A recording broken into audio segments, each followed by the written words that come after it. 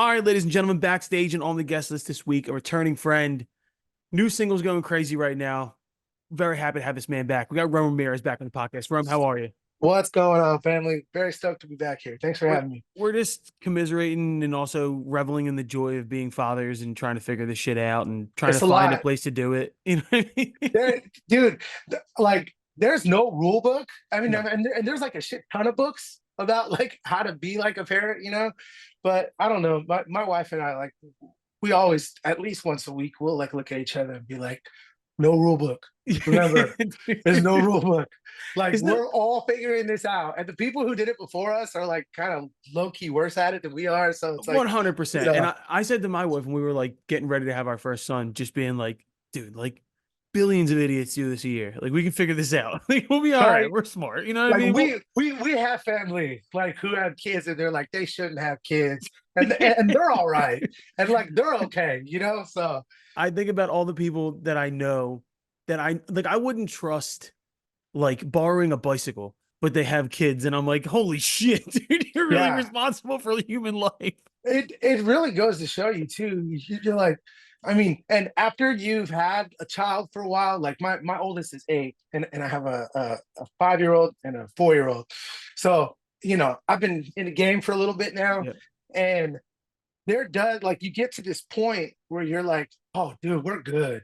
yep. Like, they're good. They're gonna fall. They're even gonna get hungry sometimes. It's all good. Like, and then you like think back to those like homies that you have whose parents were just like smoking crack all day, and like he still made it out of the hood, and you're just kind of like, you know what? My kids are gonna be fucking fine, dude. It's gonna be all right. You meet the like you meet your friend's parents as an adult, and you're like, holy shit, how did that guy actually survive? It's like, dude, I know that dude, and that was your dad. It's Yeah, crazy. dude. Like, I totally know that guy. Like, I paid his call, and Yeah, that was your dad now. Like, back then. 100%, bro. Like, that's crazy. Yeah, that's super true. You do get to that age in life where like you become your dad's age and your dad's friend's age, and you're like, Yep. man, these were the losers that my pops was hanging out with. This makes sense. Can I ask you a question? Does the 8-year-old Yeah. realize how cool what you do is? No, it's the opposite, dude. Yeah, I Whatever I thought do so. is just not dope. Yeah. Yeah. Like, marshmallow is like the sickest thing in the world to him, like right Really? now. Yeah, and like, and it changes. Um, but like, and I'm always like, I'm like that dad where, I got a bunch of like gadgets, and I have studios and video game stuff. And so whatever he shows interest in, I'm just like, hey, do you want to pop up in Blender? I can teach you how to like do Yeah, 3D yeah. and make a video game. He's like, that's lame. I'm like, hey, you like that Marshmallow song, right? Dude, let me show you how to do that in Ableton. I can show you how to put a 4 on the floor and like There you program go. that. And he's like, dude, that's lame. Yeah. And Yeah, I'm but just like, what? where is your helmet? You don't have a helmet. You need to get the Yeah. helmet. It doesn't work Right. unless you have the helmet.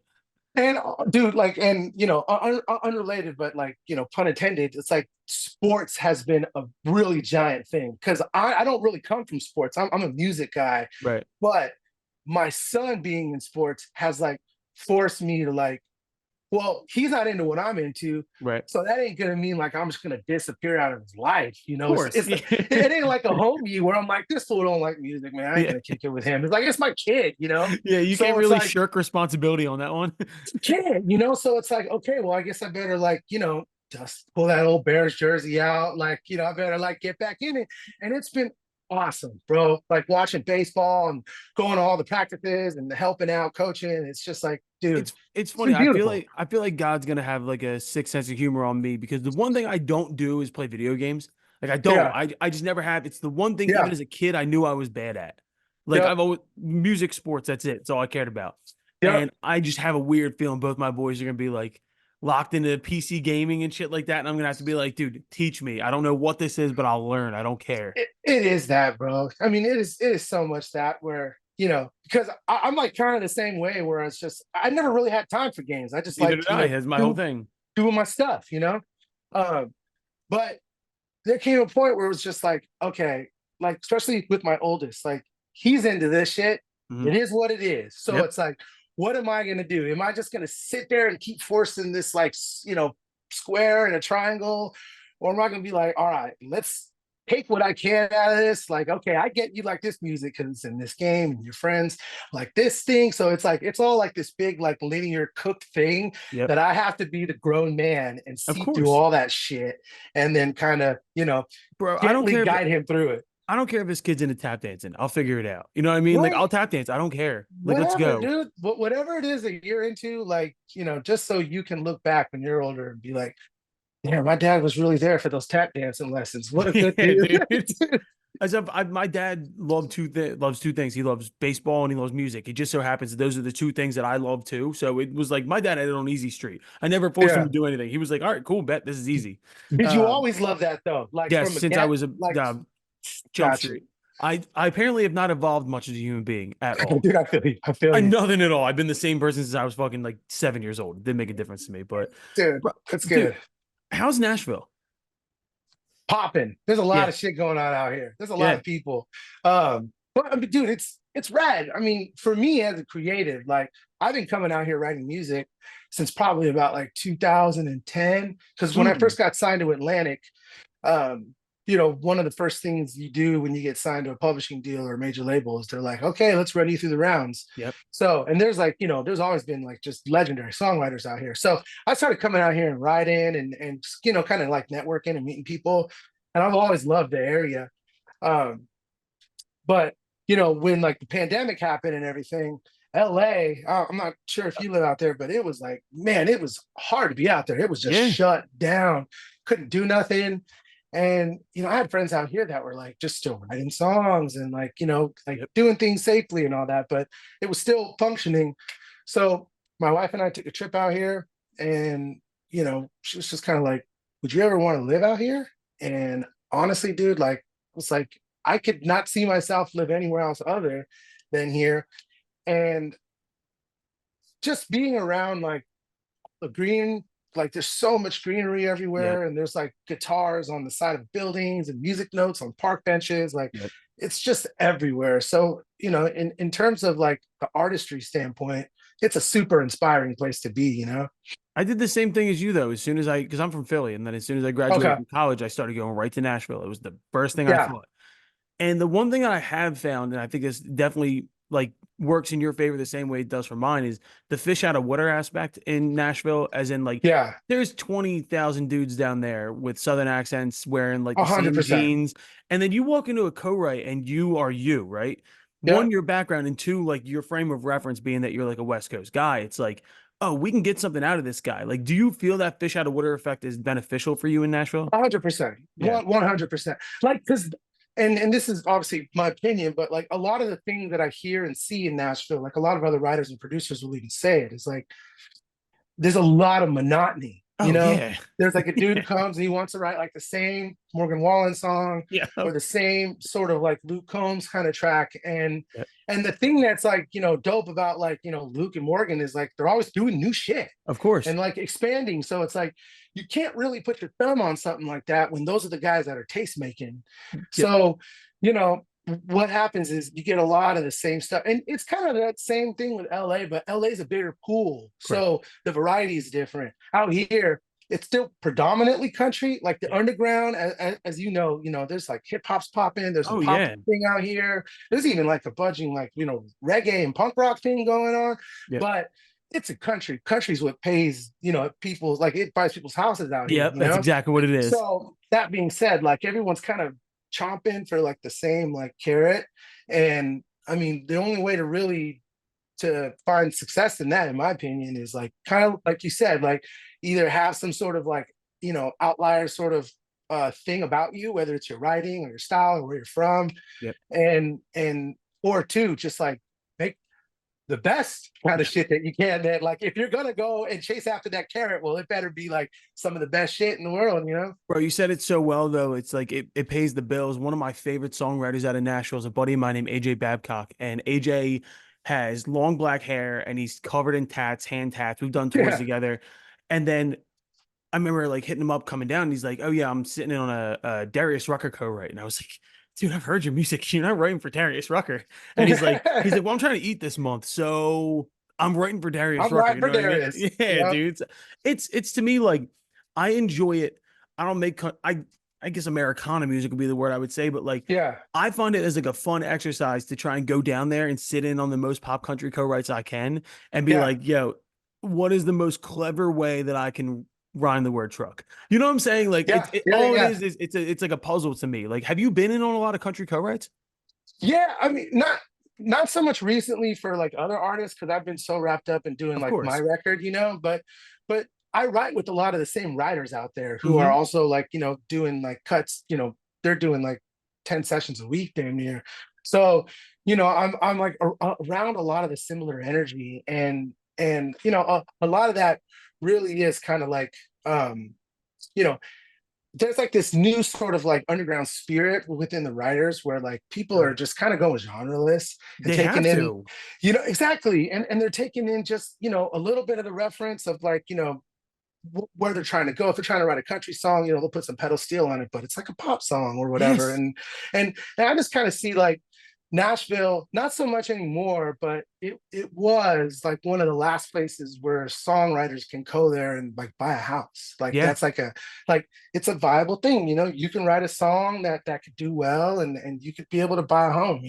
Yep. And I think that's sort of like what has like that is the magic of Nashville still. It is a place where the song comes first. Of course. um but yeah, it's definitely like a different energy than say, even anyone from like New York to LA. I bring that up, the country co-write thing, because slow and easy, obviously, first off, fuck yeah, dude. Thanks, brother. It Thank you. scratches an itch for me.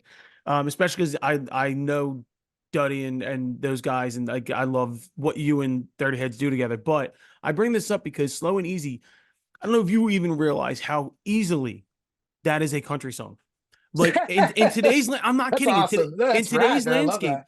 it's the right to the verse, that pre-chorus melody going into the chorus is, dude, it's country progression. And it's like, I'm giving you this suggestion just on some virality shit, some Post Malone shit. Dude, I'll come to Nashville. I don't give a fuck. I will sit in a studio with some players. You need to do a country version of that song. The way that Post Malone is touring his album right now, doing like That'd be White crazy. Iverson. I'm dead serious, dude. Take my advice on this. Do that. That shit, Drip down with the soft top down, baby. That's not. That'd be cool. dude. With And, the and the pedal thing is, steel. though, it's such a good song, and it's not surprising me Thank you, that like man. it's hitting radio and it's doing all that. Like validation wise, like, and you don't seem like the kind of guy that needs this. Like, you don't strike me as the kind of like a rat race guy, but like seeing obviously you've transitioned out of what you were doing previously with Sublime with Hmm. Rome, you go your own way, and it's like, all right, what is he gonna do now? And you come right out the gate, and it's like, yo, he's got it figured out. Like, how do you feel? And obviously you're like, I don't have it figured out, but like Uh, you have you have it going for you right now. Like, how's it been since releasing the song?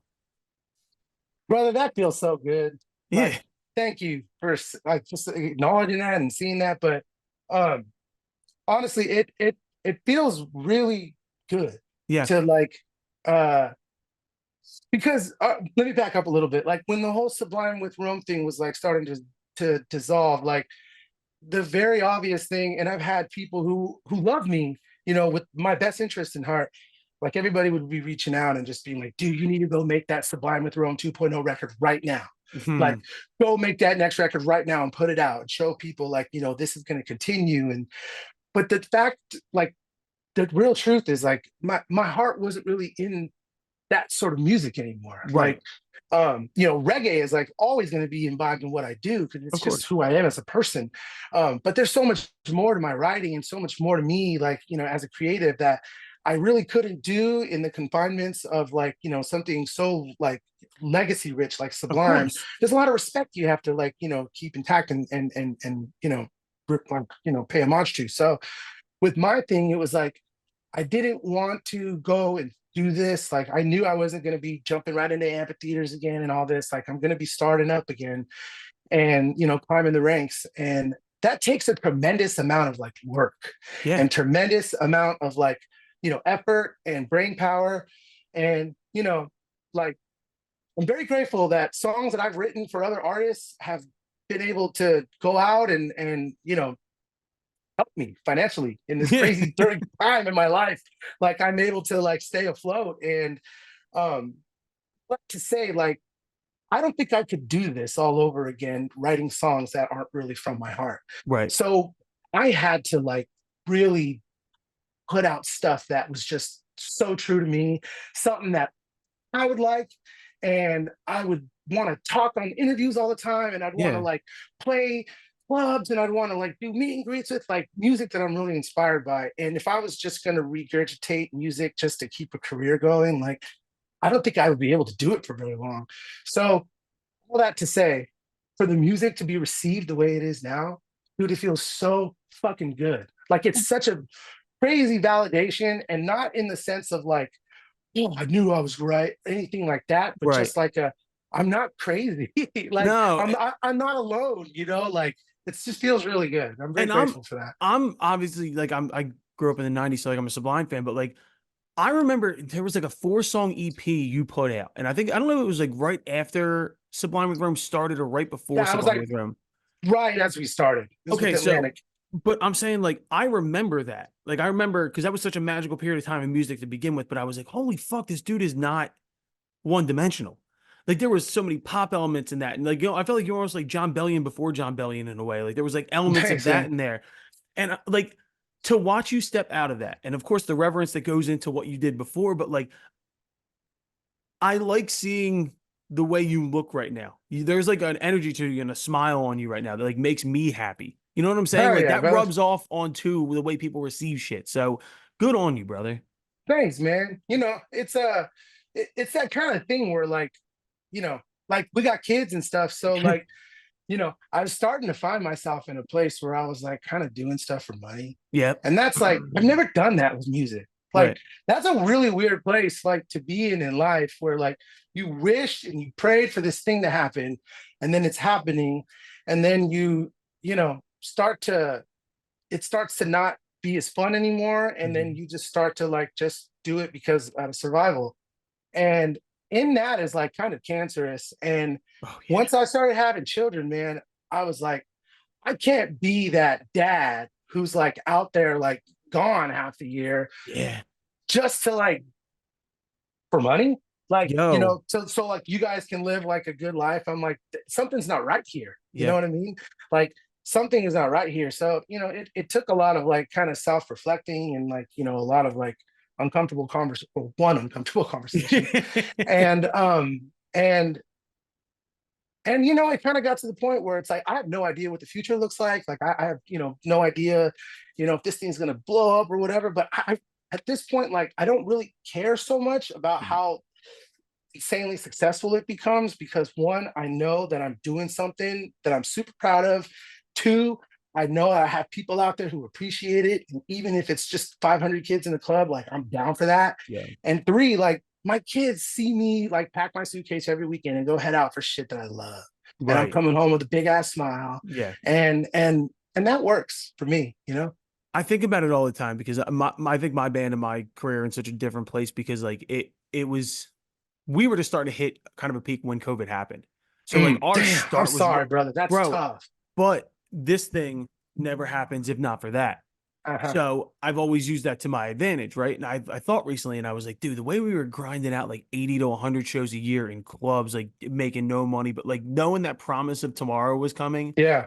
And now it's like, dude, could I ever see myself having to get back on that saddle and going out and doing that many shows? I don't know, man. That's why this Yeah. thing, this fucking stupid thing that we do is such a cool thing. 'Cause it's like, oh shit, I can do music and not have to like think like, oh, I got to be gone for 100 days a year. Yeah. My kids are going to forget who the fuck I am.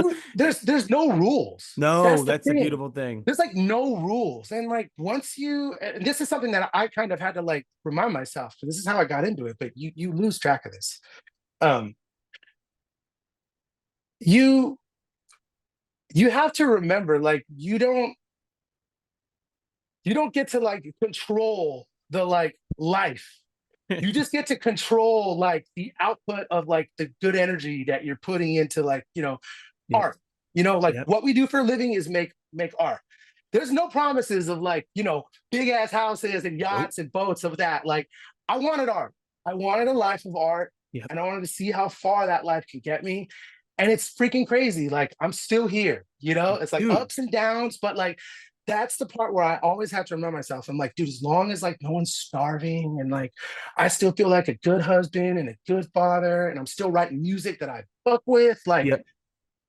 that's enough. That's I feel like I'm doing it. And when there's too many shows, I back up and I do some live streaming. I Yep. don't. And if I miss playing shows, we go play some shows. But there ain't no rules. It's Nope. just whatever I want. Men make plans and God laughs is the greatest. 100%. That's the greatest I saying in the love world to that. me. It's You know so what I'm true, saying? bro. It's It's the so biggest true. fact. But it's like to me, like you also have this great base of songwriting, right? And like people don't like this is partially an industry podcast, but people don't realize the fact that like that is still an avenue to go down where it's like I don't have to be out on the road all the time. I can sit here and write the right song, get it to the right people, and I, I can feed my family and all that shit. Just as like a frame of reference, because people know you from Sublime with Rome, and now they're knowing you from what you're doing, but like you got some plaques behind you.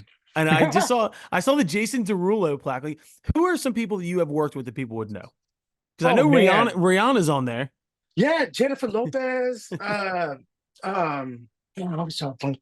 I mean, I've worked with all kinds of different people. Run DMC, uh, um, Run DMC. Swedish House Mafia. Wait, Swedish? Uh, What? I didn't know any of yeah, this. like well, because when I got signed, EDM was like the Oh yeah. thing. You Yep. know how it's country right now? It was EDM. Oh, do you So know Matthew Coma by any chance? Are you friends with Matthew Coma by any chance? He's from the band Winnetka Bowling League, but he Matthew he's most famously married to Hillary Duff. That's his like biggest that's his biggest claim to fame. Other wow, than the that's fact so that, funny. but if I you don't know him, but I just sold him a keyboard. okay, so Matthew, oddly enough, if you know, like he's writes these amazing kind of pop songs for this band called Winnetka Bowling League. But if you look at Matthew's discography, he wrote Clarity for Zed, and he wrote Dope. like 15 number one EDM hits. And I remember just being like, where did you pull that out of? And I didn't know you were in that same scene at the time. Oh yeah, dude. Like, I mean, this was so when I first moved to LA, like one of the first people I ever met was DJ Muggs from Cypress Hill. Shout What? out to him. Yeah. So he like really cut my teeth there. Like before I was doing anything, I was like chopping up beats on the MPC for Cypress Hill. And Fuck then through yeah. him, I got introduced to the Black Eyed Peas camp. So I was working a lot with like Apple and like, Will over at their studio and like, and they were just wrapping up the Energy Never Dies album with I Got a Feeling and all that, and just starting the beginning, which was like the second follow-up album to that. So I was like really around this whole world. And that's like where I met, Bruno, and back when he was doing the Sneezing Tin. So me and him have records together.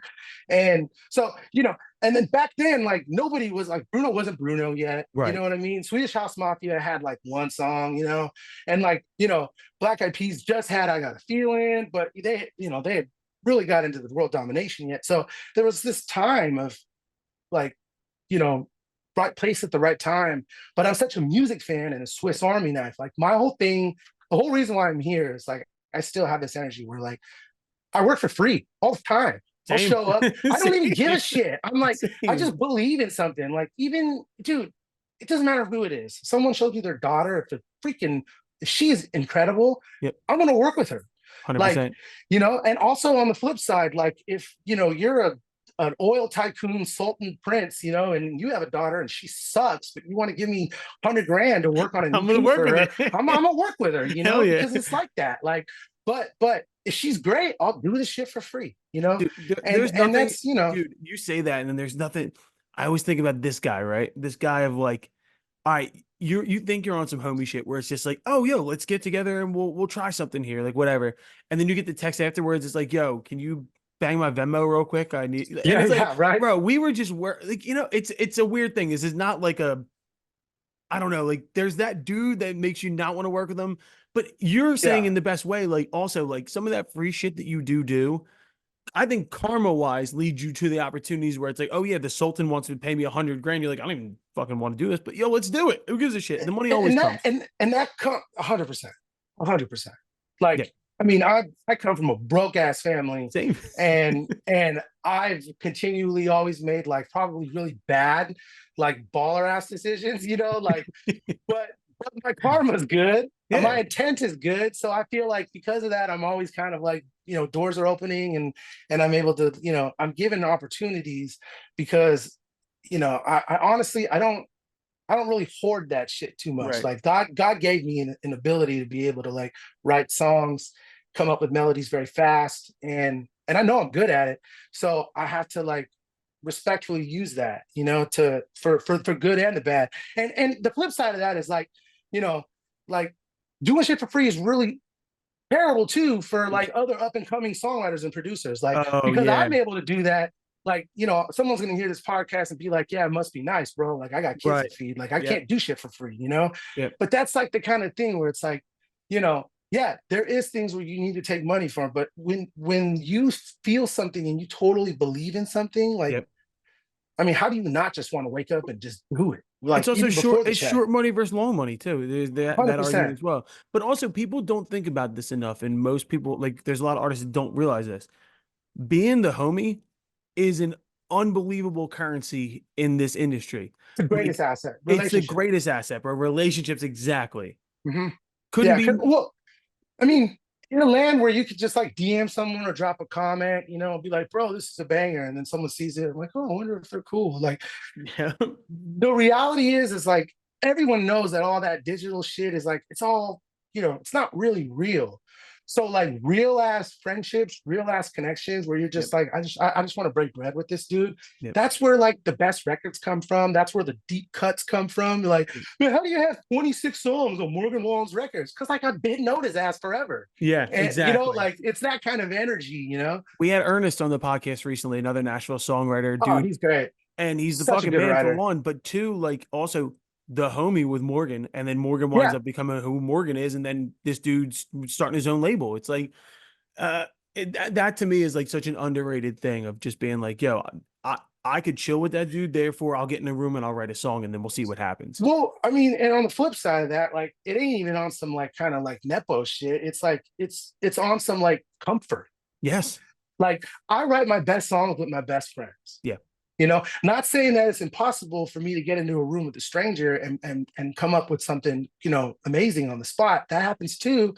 But majority of the time, my best music comes from people that I could just like let that wall down and be like, bro, Yeah. me and Taylor were squabbling this morning, or whatever. Like where you're able to kind of just be yourself and like feel unjudged. Like that's where the pen starts flying. 100%. So, that's why, like, like with the Dirty Heads, like to hop on Slow and Easy, like, I had that song done and I knew, I was like, dude, I gotta get the Dirty Heads on it. Like to have like that kind of rap on this song would Yeah. just be such a mind fuck, and the dichotomy of it would be great.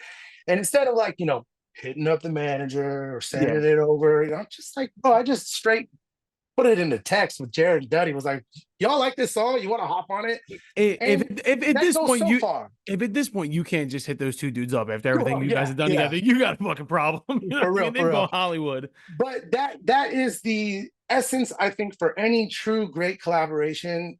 When you see artists and they're close with other artists, it's like that usually comes from a place of realness. Yeah, 100%. Yeah. It's it to me is it's always been my thing. Like even like that DM situation too is funny because like Kenny, I think Kenny Carkeep Yeah. from AWOL. Hey, well, Kenny yeah. Kenny to me like is the ultimate homie because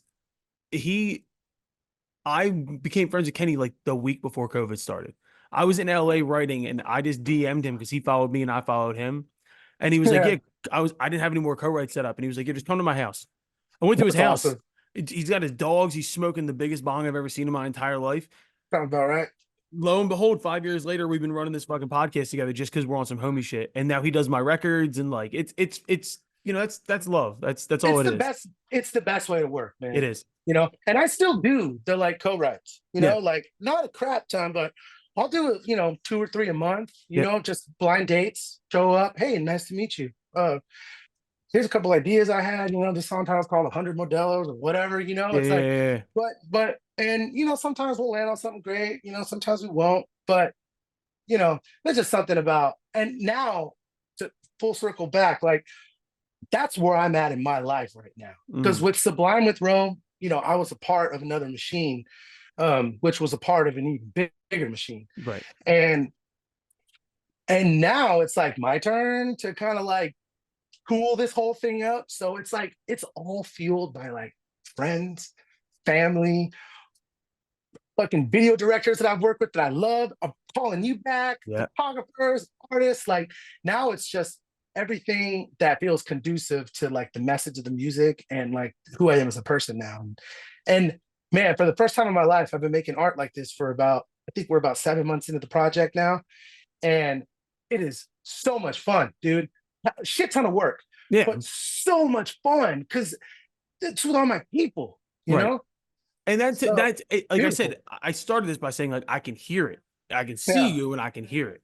So Hell to yeah. me, that's like the coolest shit. But like it does make me think of something though. And it's like that the Slow and Easy record brings me back to like the way I felt when I first started hearing your music. And this is a random thought. And I was thinking about when I first heard you back in like 2011 and what a fucking insane period of time of music that was. Like if you think Yeah. about it, we like idealize like, you know, oh, the 90s were so sick, like blah blah blah. And I was like, yo, that like 2008 to 2011 period of time was fucking insane. And we're gonna play a little game right now. All right. I like to do these for clips for social media. I want to have Go. you I want to have you blind rank 5 albums from 2011. Just to Okay. once again like point out how 2011 was a wild year for music. dude, I I'm got excited to 5 do records this. here. You're gonna list them 1 through 5. You're not gonna know what the next one is. So Like one being terrible, five being awesome. 1 being the best, 5 Oh, being okay. good. These are all great albums. So Okay. you're gonna pick, and once again, you're gonna like the first one could be number 3. Okay. But you can't change your numbers. I got you. All right. First one, Watch the Throne. Oh, dude. Uh Modern Kanye shit withstanding. Not worried about what Kanye is now. We're worried about yeah, that record yeah, itself. just music. I mean, it's funny you gotta say that, man. That's I know, terrible. dude. I know. Man, he just messed it up, man. I know. I'm the biggest Kanye fan on earth, and I have Just I've officially punted my ever trying to defend or rationalize what another grown same, man does. You know what I mean? same. I'm with that whole thing. Yeah, I'm a fandom now. th- Probably 4, just to leave Cool. some room. Fair. 21 by Adele. 5. Oh my god, damn! I know. I get for like personal taste, but like yo, the records on that I fucking mean, the album. record's insane. Yeah, All right, King of Limbs, Radiohead. man, I don't even know that. Really? You're not a Radiohead guy at all? Just the hits. I I don't love really it. know people like that. I know I Muse more than I know Radiohead, which is crazy. Hell yeah! All right, Take Care, Drake. Oh, dude. All right. Let me put that on 5 and then put 21 at 3. Oh, are you not a Drake guy? I'm a Drake guy. Love Drake. Okay. Yeah. But in terms of I see what the contest is, like Yeah. in terms of just magnitude of album, like all right, Take Care was insane, but Okay. Adele's record was So loaded. the last record here is El Camino by the Black Keys. Also, humongous fucking record. Hits on hits on Yeah. hits. Hits on hits on hits. I mean, that would probably go into the one spot for me, just because I mean, just tonally, this is loaded, you know. Bro, and I say all this to say, here's the backup albums, and I think you might have been more in tune with some of these. Section 80 by Kendrick Lamar came out that year. Triple X by Danny Brown came out that year. Live Love ASAP by ASAP Rocky came out that year. Boney Great Bear's album. debut album came out that year. And then I'm pretty sure Dirty Heads was that year too. Is either that or Any Port in a Storm was that year. Or Any Port in a Storm or Cabin on the Beach came out that year. Oh, Cabin by the Sea. Yeah. Cabin by the Sea. Yeah. That's right. That's right. Bro, Man, there was something magical about that time period. And it was wild. Because It's like there was all these genres popping off too. the And this was like before like the world was like genreless. People were still like, you know, like there were clubs where you went to that. Yeah. And there were, you know, like it was that whole separation, you know. Yeah. Like even at school, I feel like, you know, there was like the punk rocker table and then like the rap table. And then now it's just like you're either dope or you're not dope. Bro, but it's You're not only that, like the internet, you still had to look for things, right? Because so much of these records that I'm seeing here, I think about where I found them on the internet. Like Complex was still Complex, and like Two Dope Boys existed. True. And it's like, yo, I found Danny Brown because Pitchfork picked it as like its #1 album of the year. And I was like, Pitchfork's picking a rap album? And it was this weirdo so shit. True. But like, I still remember like finding Live Love ASAP, the first Peso video where they're all in the Rick Owens and shit. And like, I'd being like, what is this? Like, so like, it was just curated. It was curated. There you go. And we hated that. I believe we called that gatekeeping. Gatekeeping, so then we demolished that. We tore it down.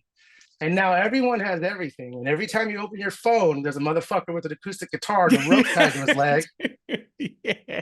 So self included. So We should have fucking and kept the gates up, bro. We I should have feel kept the well, gates up. this is how life goes, right? Like you want what you can't have, and then you get it, and you're like, Men yeah, make can we go plans and back? then God laughs. You know what I mean? Exactly.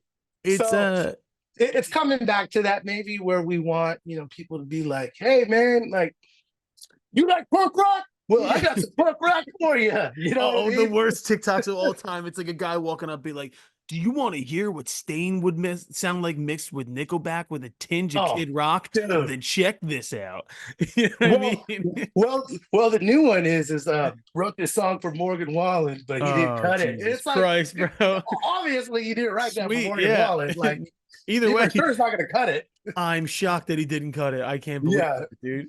Uh, unbelievable. But all yeah, right. we're definitely living in a different time right now in terms of, you know, consuming music and movies. Like, I Yeah. was just having this conversation with my mother-in-law yesterday where, like, starting to feel like it's like a Black Mirror episode where everyone, like, we all buy the same stuff, we all listen to the same music, we Yeah. all like you could even just be on a plane and be like, did you guys see that new Netflix thing?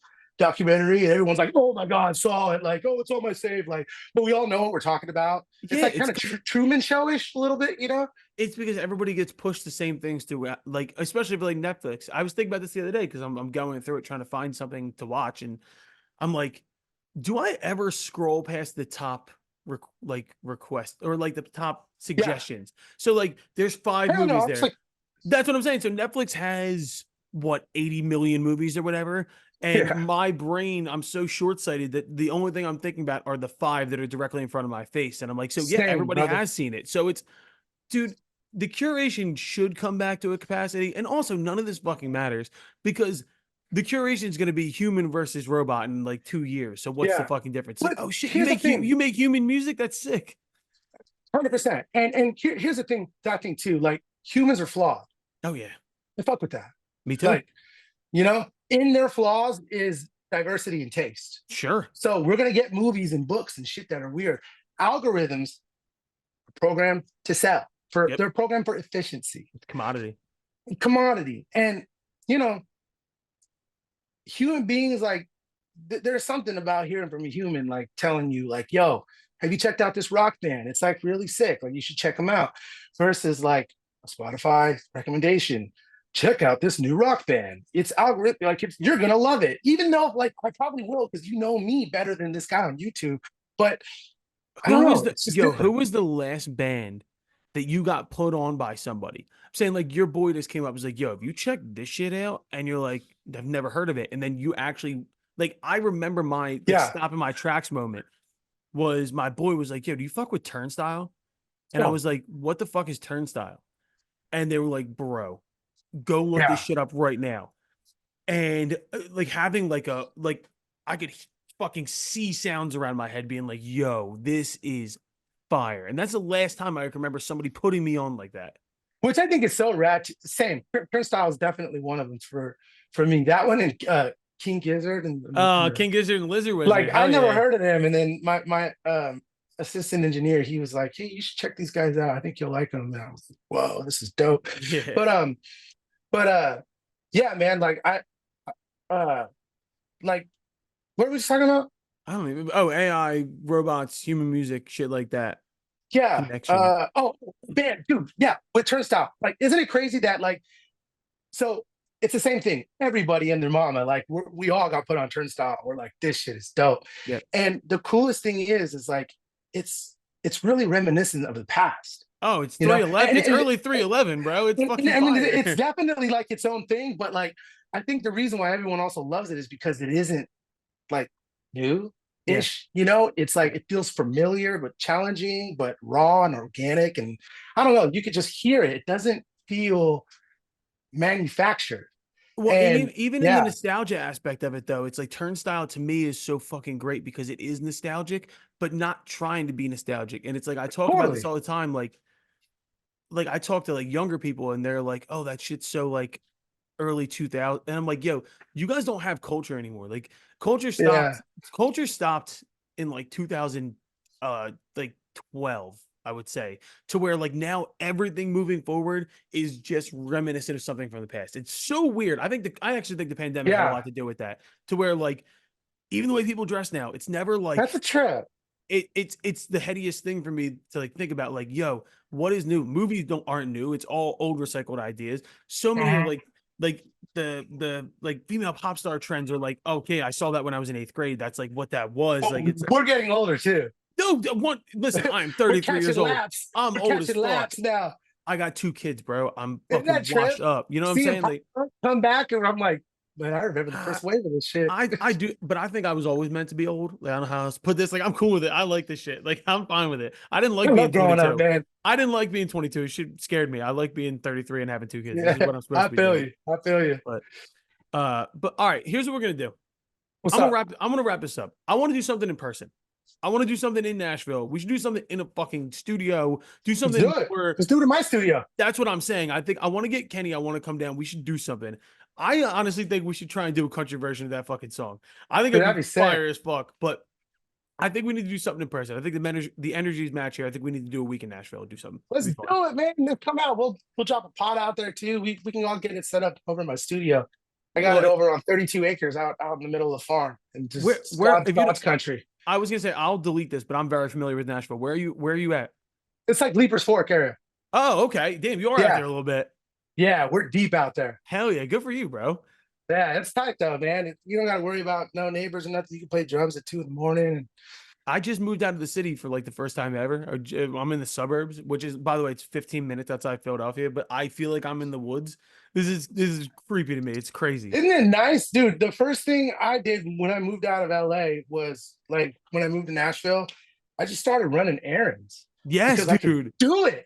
Like my Yes. wife would be like, "Oh, I just ran out of detergent," and I'm like, "I'll whip down to the store, get I'll it, go. and then I'm Yep. gonna stop at Home Depot to go pick this thing up because I could do 5 fucking things in one day for the first time in my life." Rome, where do you think I'm going at as soon as this interview's over? I'm going to Home Depot. Good I'm going right man, to Home good Depot, man. brother. I'm going to Costco after this, I bro. gotta Let's go. get it. I have to scrub the pavers in the backyard because we're having a birthday party this weekend. Look, we'll talk about all the cool music shit, but that shit is really what it's about right now. That's the real shit right there, Yeah, man. bro. It Hell really yeah. is.